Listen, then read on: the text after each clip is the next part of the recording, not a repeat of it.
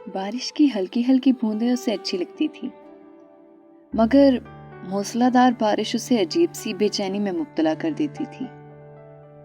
वह आसमान से बरसते पानी से डरता नहीं था, मगर उसे बरसता देखकर चौंक पड़ता था, जैसे कुछ याद करने की कोशिश करता हो। मगर क्या, ये उसकी भी समझ में नहीं आता था।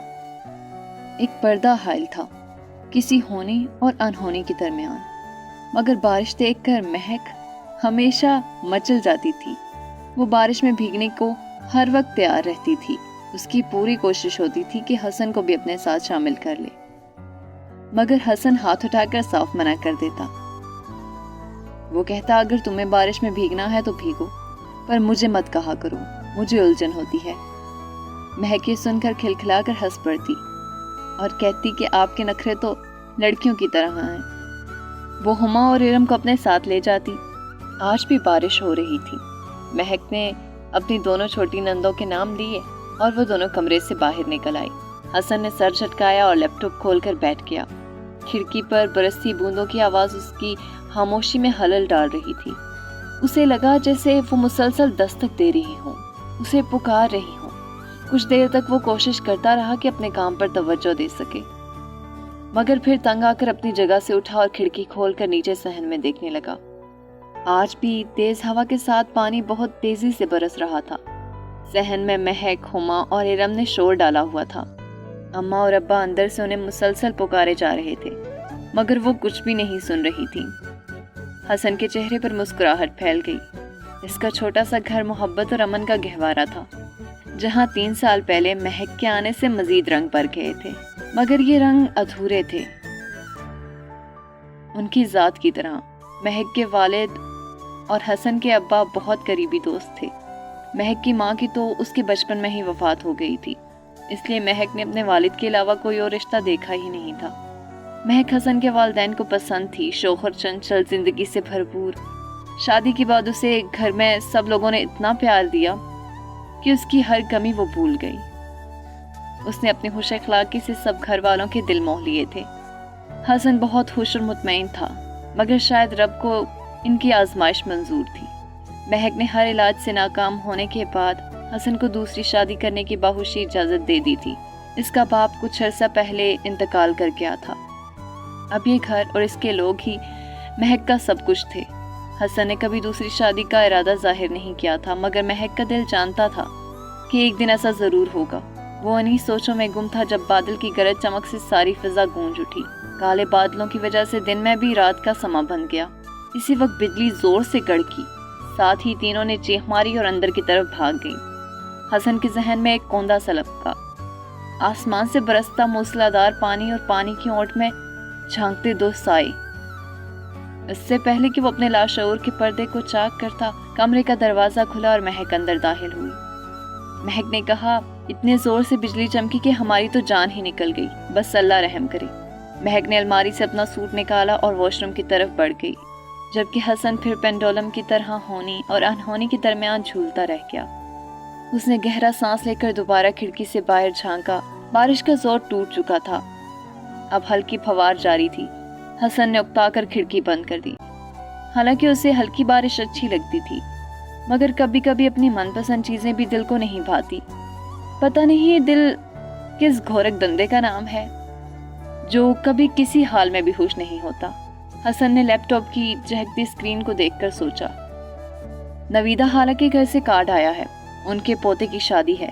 हसन शाम की चाय अम्मा और अब्बा के साथ बैठकर पी रहा था जब अम्मा ने एक कार्ड उसकी तरफ बढ़ाते हुए कहा।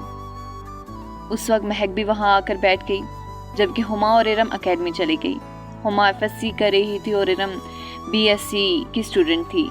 हसन ने कार्ड देखा और सबको बताया कि शादी अगले हफ्ते है, और आज नवीदा खाला ने फ़ोन भी किया था। बहुत इसरार कर रही थी कि हम लोग शादी में ज़रूर शिरकत करें। मैंने तो अपनी तबीयत की वजह से माजरत कर ली। ऐसा करना कि तुम और महक चले जाना। अच्छा है, इसी बहाने महक हमारा गांव भी देख लेगी, बहुत से रिश्तेदारों से भी मिल लेगी। अम्मा ने जब ये तफसील से कहा तो हसन सोच में पड़ गया। फिर हसन कहने लगा कि उसे गांव गए हुए काफ़ी साल हो गए हैं। वो ना तो किसी को जानता है, ना कोई उसे ठीक से याद है। वहाँ जाकर क्या करेगा? अम्मा ने कहा कि परेशान होने वाली कौन सी बात है, مانا کہ زیادہ تر قریبی رشتہ دار شہر میں سیٹ ہو گئے ہیں، مگر ابھی بھی بہت سے لوگ ہیں وہاں، اور مہک کو بھی ہمارا گاؤں دیکھنے کا موقع ملے گا۔ پہلے تو حسن نے انکار کیا، پر جب ابا نے کہا تو پھر حسن مان گیا۔ اماں اور ابا کی بڑھتی عمر کے ساتھ لگی کئی بیماریوں کی وجہ سے بہت کم آتے جاتے تھے، اس لیے حسن کو خوش اسلوبی سے یہ ذمہ داری نبھانی پڑتی تھی۔ اب حسن کے ساتھ ساتھ مہک پر بھی یہ ساری ذمہ داریاں آ گئی تھی۔ مہک نے کہا کہ اس نے کبھی گاؤں نہیں دیکھا اور اسے بہت خوشی تھی، اور وہ خوشی خوشی گاؤں جانے کے لیے تیار ہو گئی۔ تبھی اماں نے مسکرا کر تاکید کی کہ گاؤں جانے پر رحمت بوا کے گھر ضرور جانا، اور ساتھ ہی قصہ سنانے لگی۔ حسن کا بچپن وہاں گزرا تھا۔ اماں نے کہا کہ رحمت بوا سے ضرور ملنے جانا، وہ تم سے بہت پیار کرتی تھی، مہک کو دیکھ کر بہت خوش ہوں گی۔ تمہیں ایک مزے کی بات بتاؤں مہک، حسن جب 10 سال کا تھا تو رحمت بوا کی اکلوتی بیٹی ریشما سے شادی کرنے کا خواہش مند تھا۔ اماں نے ہنستے ہوئے کہا تو مہک حیرت سے آنکھیں پھاڑ کر اسے دیکھنے لگی۔ سچ میں اماں؟ مہک نے پوچھا تو ابا ہنس پڑے۔ تو اور کیا، وہ اس سے 5 سال بڑی تھی۔ حسن کے بڑے تایا کے بیٹے انور کی منگیتر تھی وہ۔ اس کی منگنی کرنے ہم گاؤں گئے تھے، جب یہ ریشما کو دیکھ کر شادی کی ضد کر بیٹھا تھا، اور بعد میں بھی اسے کئی سال تک ہم چھیڑتے رہے۔ اماں کے کہنے پر سب ہنس پڑے اور حسن وہاں سے اٹھ کر چلا گیا، جبکہ وہ سب مزے سے اس واقعے کو دہرانے لگے۔ حسن کے ذہن میں ایک یاد سی چھا گئی، اماں مجھے یہاں کیوں لے کر آئی ہو؟ 10 سالہ حسن نے گاؤں کی ٹوٹی پھوٹی گلیوں میں چلتے ہوئے چڑ کر کہا تھا۔ وہ سب تیار ہو کر پیدل ہی اپنی منزل کی طرف رواں دواں تھے، جو کہ قریب کے چند گھر چھوڑ کر ہی تھی۔ اماں نے کہا کہ آج تمہارے انور بھائی کی منگنی ہے، اس لیے ہم لڑکی والوں کے گھر جا رہے ہیں۔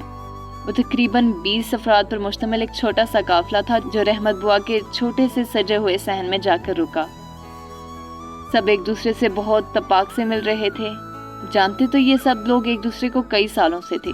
بس کچھ عرصے پہلے ہی تایا ابو کے ساتھ ساتھ حسن کے والد نے شہر کی طرف کوچ کیا تھا، مگر یہاں سے جاتے ہوئے وہ رحمت بوا سے ریشما کا ہاتھ مانگ گئے تھے۔ اب انور کی نوکری لگتے ہی وہ منگنی کرنے چلے آئے تھے۔ انور کو کویت میں بہت اچھی نوکری مل گئی تھی۔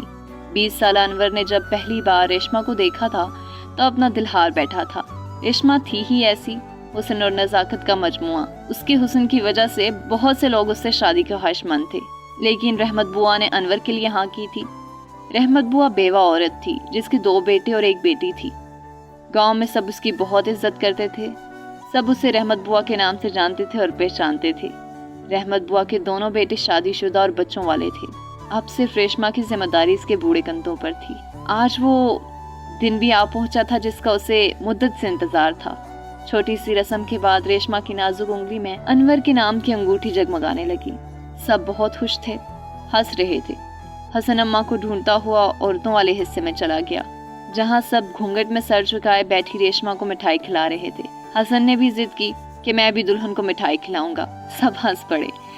اسے آگے کیا، پہلے دلہن کا منہ تو دکھاؤ۔ حسن نے جب یہ کہا تو سب ہنس پڑے۔ سب عورتیں کہنے لگی، چھوٹا سا ہے مگر کس قدر تیز ہے۔ حسن نے کہا مجھے دلہن کو دیکھنا ہے۔ حسن کی ضد کرنے پر احمد بوا نے آگے بڑھ کر تھوڑا سا دوپٹہ پیچھے کیا اور کہا، بچہ ضد کر رہا ہے تو دکھا دو چہرہ، ویسے بھی یہاں کون سے مرد ہیں۔ حسن نے خوشی سے سر جھکائے بیٹھی ریشما کو دیکھا۔ اسی وقت ریشما نے بھی سر اٹھا کر اس کی طرف دیکھا۔ ریشما کا چہرہ خوشی سے سرخ ہو رہا تھا، بڑی بڑی آنکھوں میں بے تحاشا چمک تھی، وہ مسکرا رہی تھی۔ حسن مٹھائی کھلانے کے بجائے کچھ سوچتا رہا۔ اماں کیا دلہن سچ میں اتنی پیاری ہوتی ہے؟ مجھے بھی لینی ہے ایسی دلہن۔ حسن کی معصوم فرمائش پر ساری محفل کھلکھلا کر ہنس پڑی۔ بھگلا کہیں کا، چل ادھر آ۔ اماں نے ہاتھ پکڑ کر اسے وہاں سے اٹھایا، مگر حسن اکلوتا بیٹا ہونے کی وجہ سے کافی ضدی تھا۔ سارے راستے یہی بات کہتا رہا، جو آہستہ آہستہ سب میں پھیل گئی۔ سب اسے بچے کی معصوم ضد سمجھتے اور ہنستے رہتے، جبکہ حسن کسی ایک کونے میں بیٹھا سوچ رہا تھا کہ میں نے ایسا کیا کہہ دیا کہ کوئی میری بات کو سنجیدہ نہیں لے رہا۔ انور اور ریشما کی شادی اگلے سال ہونا قرار پائی۔ ان دنوں انور کو کوئی نئی نوکری ملی تھی۔ سب کی خواہش تھی کہ وہ تھوڑا سیٹ ہو جاتا تب ہی اس کی شادی کرتے۔ منگنی کے بعد باقی رشتہ دار تو چلے گئے، مگر تایا ابو اور ابا زمین کی کچھ قانونی کارروائی کی وجہ سے وہیں رک گئے۔ ان کے قیام اپنے چچا زاد بھائی کے گھر پر تھا۔ حسن تو پہلے ایک دن بھی گاؤں میں رہنے کو تیار نہیں تھا، اب یہاں سے جانے کا نام نہیں لیتا تھا۔ وہ اور انور بھائی اکثر گھر سے نکل جاتے اور کسی نہ کسی بہانے در ضنم پر حاضری لگانے پہنچ جاتے۔ انور خود تو پیچھے رہتا مگر حسن کو ریشما کے پاس بھیج دیتا، کبھی کوئی رکا لکھ کر، کبھی کوئی زبانی پیغام بھیج دیتا۔ حسن کو اکثر انور کے پیغام بھول جاتے اور وہ خود مزے لے لے کر ریشما سے باتیں کرتا رہتا، اور باہر کسی درخت کی اوٹ میں کھڑا انور اس کا انتظار کرتا رہتا۔ کبھی انور حسن سے کہتا کہ ریشما کو لے کر ندی پر آ جائے، حسن ہاں میں سر ہلا دیتا مگر ریشما کو لے کر ندی پر نہیں آتا۔ اسی طرح اگر انور کہتا کہ کسی بہانے چھت پر لے آؤ تاکہ میں دیکھ سکوں، حسن اس کی بات پر عمل نہیں کرتا تھا۔ وہ ریشما کے پاس بیٹھ کر خود ہی باتیں کرتا رہتا، ریشما اس سے باتیں کرتی، اس کی باتوں پر ہنستی، اور یوں ہی ایک دن ان کی واپسی کا دن بھی آ گیا۔ حسن بہت بوجھل دل کے ساتھ وہاں سے واپس آ گیا۔ انور کا منہ بھی لٹکا ہوا تھا۔ شہر آ کر کچھ دن تو اس کا دل نہیں لگا مگر پھر زندگی معمول پر آنے لگی۔ انور پردیس چلا گیا اور حسن ابو یا تائی امی کے ساتھ اکثر گاؤں چلا جاتا۔ وجہ صرف ایک ہی تھی، ریشما۔ ابا کا گاؤں کا چکر بہت کم لگتا تھا مگر تایا ابو اور تائی امی نئی رشتہ داری کی وجہ سے بھی گاؤں آتے جاتے رہتے تھے، جس کی وجہ سے حسن کو بھی ایک راستہ مل گیا تھا۔ ایک بار ایسا ہوا کہ حسن اپنی تائی امی کے ساتھ گاؤں گیا اور اس نے رحمت بوا کو یہ کہتے سنا کہ میری تو خواہش تھی کہ جلد از جلد اپنی بیٹی کے ہاتھ پیلے کر دوں، مگر آپ کہہ رہی ہیں کہ ابھی انور کو 2 سال اور لگیں گے۔ پہلے ہی 1 سال کا کہہ کر اتنا وقت نکال دیا ہے، 3 سال ہو گئے ہیں اب دونوں کی منگنی ہوئے۔ رحمت بوا کافی پریشان لگ رہی تھی، پتہ نہیں جواب میں تائی امی نے کیا کہا۔ حسن وہاں سے اٹھ کر بھاگتا ہوا ریشما کے پاس گیا، جو کوئی کتاب کھولے گمسم سی بیٹھی تھی۔ جیسے جیسے انور کے پاکستان آنے کے چانس کم ہونے لگے ویسے ویسے ریشما بھی زیادہ تر گمسم رہنے لگی۔ حسن کو دیکھ کر چونکی اور مسکرا کر اسے اپنے پاس بیٹھنے کا اشارہ کیا۔ حسن نے کہا، انور بھائی اس سال پاکستان نہیں آ رہے، بس دیکھ لیں آپ کی شادی مجھ سے ہی ہوگی۔ حسن کے کہنے پر ریشما نے ہلکی سی کتاب اس کے سر پر لگائی۔ بری بات ہے، ایسے نہیں کہتے، بھابھی کہا کرو مجھے، ریشما نے ہمیشہ کی طرح اسے سمجھایا۔ حسن نے کہا کہ وہ بھابھی کیوں بولے؟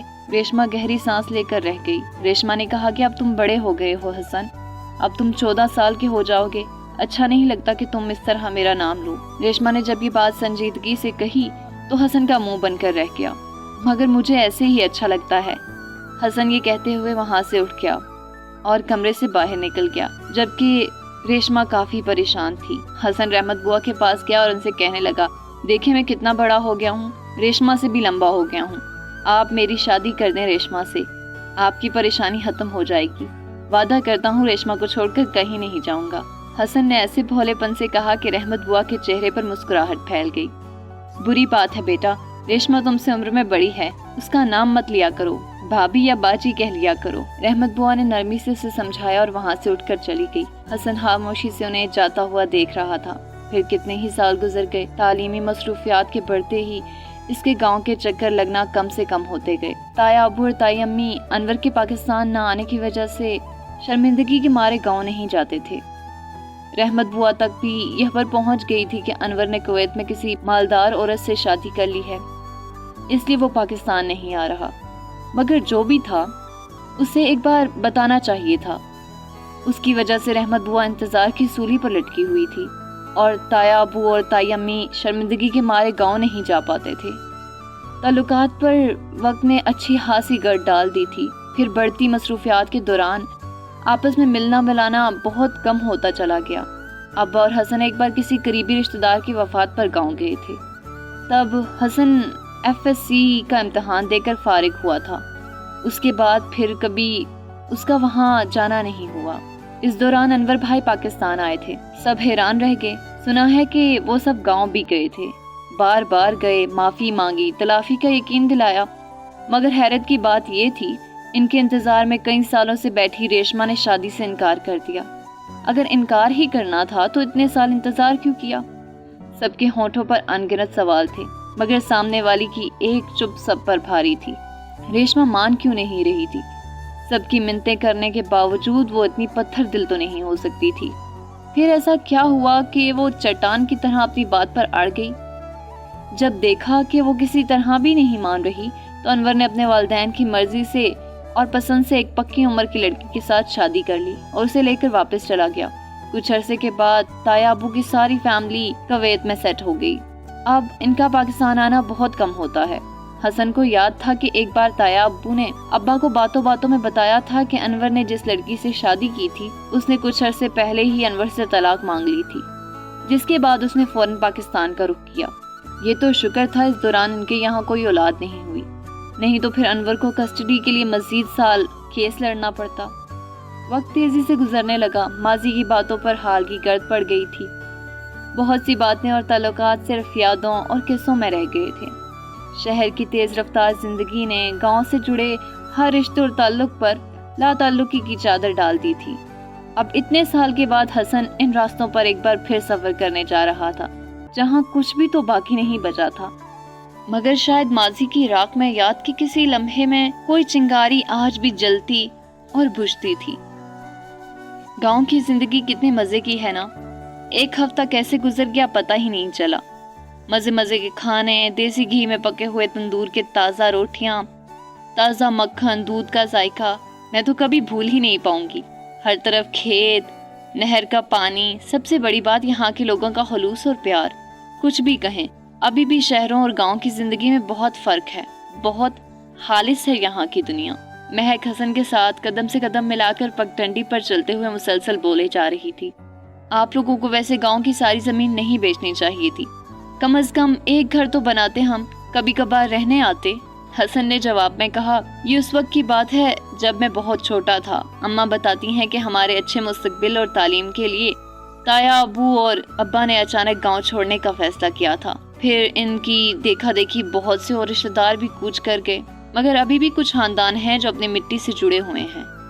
دراصل گاؤں سے شہر میں سیٹ ہونے میں ایک مناسب سرمایہ کی ضرورت تھی، اس لیے سب کچھ بیچنا پڑا۔ ویسے ایک بات تو بتاؤ، اگر میں گاؤں میں پلا بڑا ہوتا کیا تب بھی تم اس رشتے پر حامی بھرتی؟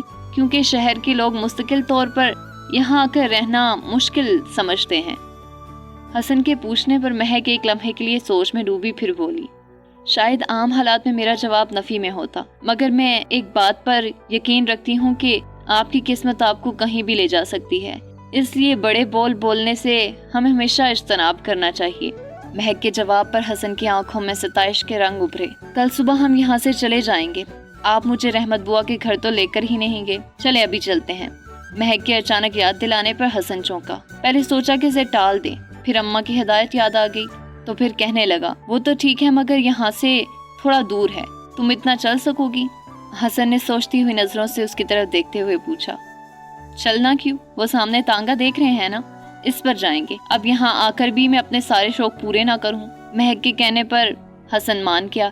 جب تانگا رحمت بوا کے گھر کے سامنے رکا تو سارا آسمان کالے بادلوں سے چھپ گیا۔ حسن نے تانگے والے کو وہیں رکنے کا کہا۔ حسن نے آگے بڑھ کر لوہے کے گیٹ پر زور سے دستک دی۔